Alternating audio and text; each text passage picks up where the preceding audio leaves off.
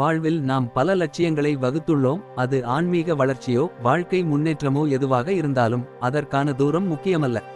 அதை அடைய நாம் எவ்வளவு யுக்தி, முயற்சி, உறுதியுடன் செயல்படுகிறோம் என்பதே முக்கியம். முயற்சியில் தடைகள் வருகின்றன. ஏன்? நாம் ஒரு ஆத்மா. பல பிறவிகளை கடந்துள்ளோம். அவற்றின் வழியே செய்த பாவ கர்மங்களால் ஆத்மா சக்தியை இழந்துவிட்டது. அதன் விளைவாகவே விகர்மங்கள் உருவாகின்றன. அதுவே வாழ்க்கையில் தடைகளாக தோன்றுகின்றன. இந்த தடைகளை கடக்க, பாவகர்மங்களை தீர்க்க ஒரே வழி இறைவனின் நினைவு. பிள்ளைக்கு தந்தை ஒருவன். நாம் எல்லோருக்கும் தந்தை இறைவன். அதாவது எப்படி நமக்கு உடலுக்கான தந்தை ஒவ்வொருவருக்கும் இருக்கிறாரோ அதேபோல் ஆத்மாக்களின் தந்தை ஒருவர் இருக்கிறார். அவர் தான் இறைவன், பரமாத்மா. அவர் இயற்பெயர் சிவன். மற்ற மதங்களில் அல்லாஹ், ஜெகோவா, பரம்பிதா என அழைக்கின்றனர். இராஜயோகம் என்பது தன்னை ஒரு ஆத்மாவாக உணர்ந்து பரமாத்மாவை அன்போடு நினைத்தால் பாவங்கள் நீங்கும். இது ஆத்மாவை தூய்மையாக்கி பழைய பாவங்களை அழிக்கிறது. இதுவே அனைத்து தடைகளையும் நீக்கும் ஆன்மீக சக்தி வழி.